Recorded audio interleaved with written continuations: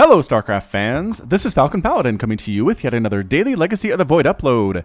This is game 1 between Apocalypse and LiquidMaNa on Prion Terraces.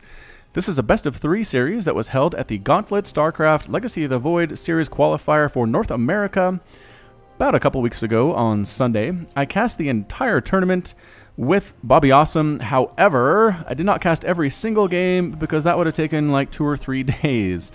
So I got the replay pack from them. I'll put a link to that in the description of this video. Go ahead and check it out. It's a really awesome event full of really amazing players you've heard of. Hyun and Byun. You had Apocalypse, obviously here. LiquidMaNa present at the same time. Nurchio and Nightend also made appearances. Just really fantastic guest list. So I recommend you check that out. But I said to myself, Falcon Paladin, why don't you cast some of the games you weren't able to on that Sunday?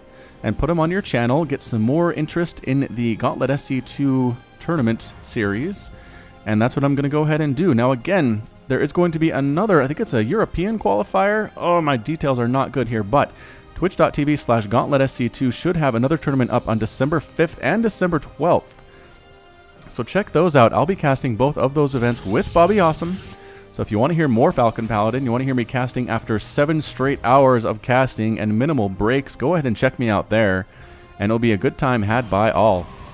Alright, so this is a PvT, again, best of 3 series between Apocalypse and LiquidMaNa. This is where nobody has any wins yet. This is a 0-0 type thing. I know I always have these, but they actually have a reason to be there in this particular cast. But again, 0-0. We're going to go ahead and follow this probe as it scouts its way on up. It is a Reaper expand from Apocalypse. Mana getting an early Nexus as well. Here comes the probe. Does it want to scout or want to harass? It actually wants to get in there and scout. Probably a good choice. Oh, getting in there just barely before the supply depot comes down, because a full scout off sees there is not a second gas. So it's not some kind of a crazy like command center Banshee type play, which would be odd. But again, you just want to come in here, and even if you just see that your opponent is playing standard, that is some really good information. So Mana playing this very well. The Reaper's going to kill this probe because it is faster than the probe. Probe cannot escape. Trying to juke, gets exploded instead. But it does delay the Reaper, which is nice for Mana. Gets Mana some time up to chrono boost out this Stalker before the Reaper gets clear across the map here. And it should actually be able to get there. Yeah, the Stalker will be ready, no problem at all. Who gets their expansion up first? Looks like the Nexus. LiquidMaNa wins that one. Chrono boosting out workers. The Stalker needs to get down there to defend those workers. It will show up just about the same time the Reaper does. Look at this timing. Wow, popping right on in. And oh no, is he going to lose a probe? Stalker, come save the probe. KD8 charge. Oh, knocking the probe back and killing the probe in midair. Wow, and then getting back. That was an awesome play. Rewind that and watch that again if you missed it the first time, because he KD8 charged that probe into the air and exploded it, killed it, knocked its body across the other side of that mineral line. That is a highlight for sure. Mothership Core shooing it away. Down to 8 hit points. Did not die though. Reaper being very annoying indeed. Apocalypse playing this super duper well so far, I'd have to say. Getting a probe kill, getting a scout. Defended very well by Mana as well, but it's really just hard to really shut down a Reaper entirely against a player of the caliber of Apocalypse's. So, Barracks doing nothing right now. Other Barracks also doing nothing right now. Okay, there comes a Marine, and this is Stim.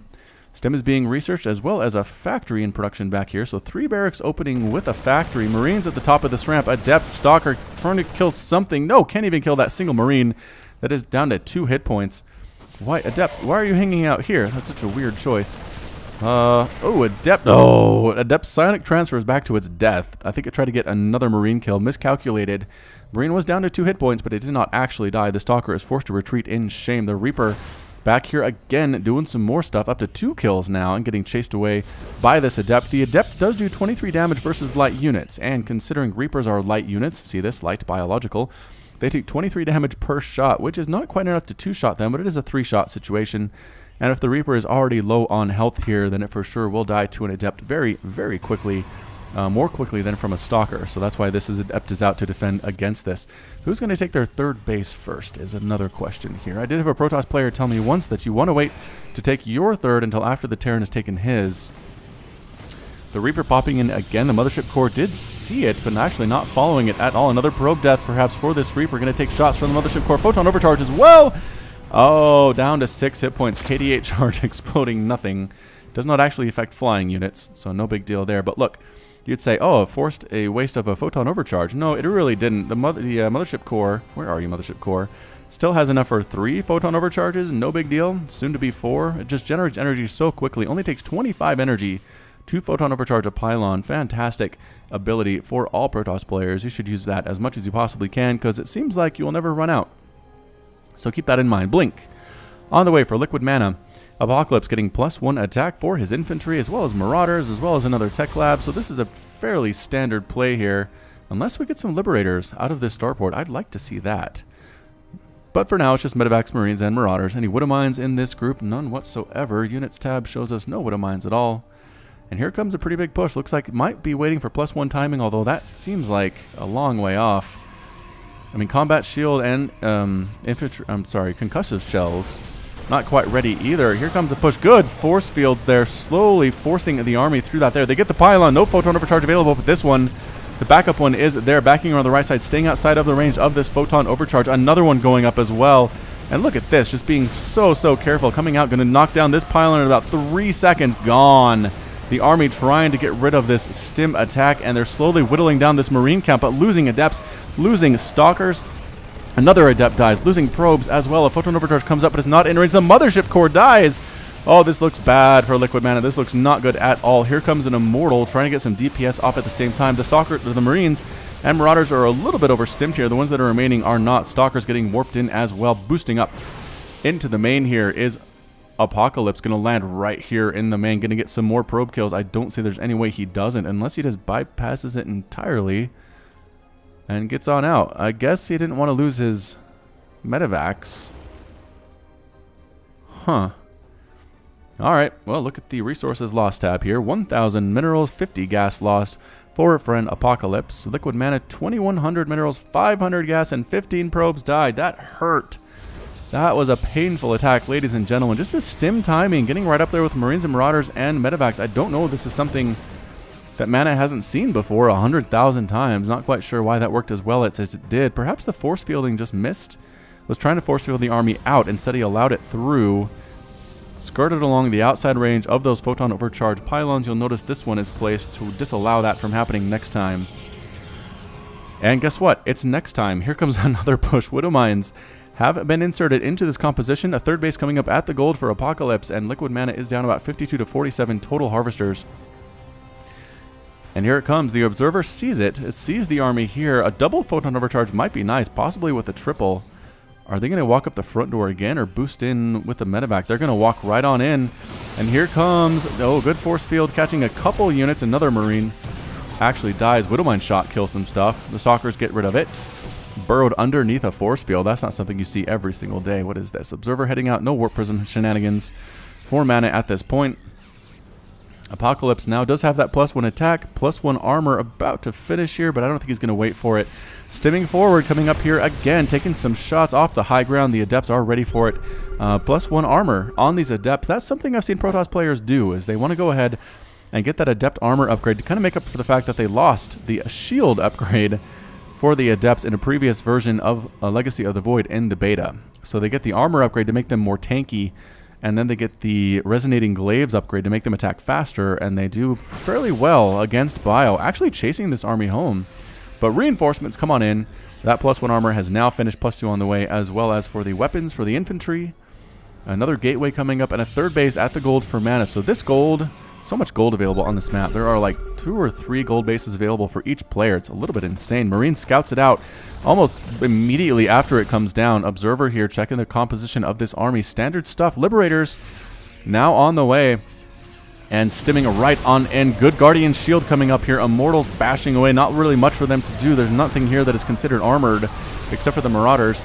And Stalkers doing what they can. The Widowmines didn't actually get any kills. They did weaken some units here, but just the dance of death here. Nobody really wants to commit. Trying to set up a good concave. Here is mana right now. APM's through the roof. 260, 270, 200 plus throughout the entire game. Just insane high-level play here in just the first round of the Gauntlet SC2 North American qualifier. Widowmines are going to get sniped down once mana feels safe enough to do so. And backs on out here. Good, huge probe transfer for mana. Is mana catching up? Sort of 57 to 48 workers right now. But this base is up and running while this base is not even quite there yet. Another big attack here. The Adepts in the front absorb quite a bit of damage, while the Stalkers in the back do most of the damage. It's kind of a symbiotic relationship there. And this army is getting fairly small for Apocalypse. Blinking on top here, getting the Liberator. Oh, good blink there. Lost a couple Stalkers, but it was probably worth it here. The Immortals using their barrier ability. It's a passive ability, and it does absorb up to 200 damage. That's what you're seeing when the Immortals turn blue there. Focusing down the Immortals, it looks like Apocalypse wants to get those down and not worried so much about the Stalkers.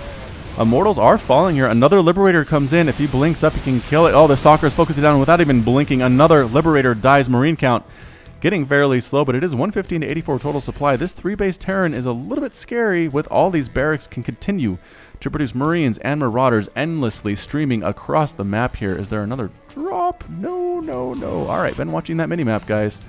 I'm doing my best for you. Here is a drop for Apocalypse. Moving on out. Just Marines. But the Marines should have +2/+2 by the time that lands. And indeed, infantry armor is about to finish here. And ding! Completely gone. I guess that was a medevac that died. I don't know what that was. Either way, boosting on in here. No cannons at all. Adepts. Oh, dropping the Marines right in the mineral line. A lot of probes die before they fully retreat. The army shows up. They get rid of the medevac to kill all the Marines. But the main bulk of the army coming straight up the middle of the map here across this attack path. Look at this streaming amount of reinforcements coming through. A drop through the left side while the army retreats. I don't know if you want to attack front while dropping left, but that might be the intent here, is attack right while dropping left. Makes a lot of sense to me. The Stalkers are here, though. Stalker count not super high. Upgrades, +2 shields there, but no attack upgrades at all. Another attack up here getting shooed away by this army using the Guardian Shield. They do get a gateway, going for another one possibly there, but this Marauder count looking really, really good right now. Stalkers, however, and Adepts doing what they can to chase this away. The Stalkers should be taking down the medevacs as well as the bio count is getting slowly forced away, but look at this. Blinking up, getting one of the medevacs, not getting the other one. Just double attacks happening here everywhere. Hard to keep track of everything that's going on. +3/+3 now on the way for Apocalypse, and a 4th base coming up at this gold. So many gold bases again available. MANA should probably try to take this one, but it is just exposed. I think it's just trying to keep up with the macro ability here of Apocalypse. Reinforcing Stalkers coming up at the same time. The Liberators are dying fairly quickly. MANA's doing a good job prioritizing those. Good concave here coming across the top with the Immortals.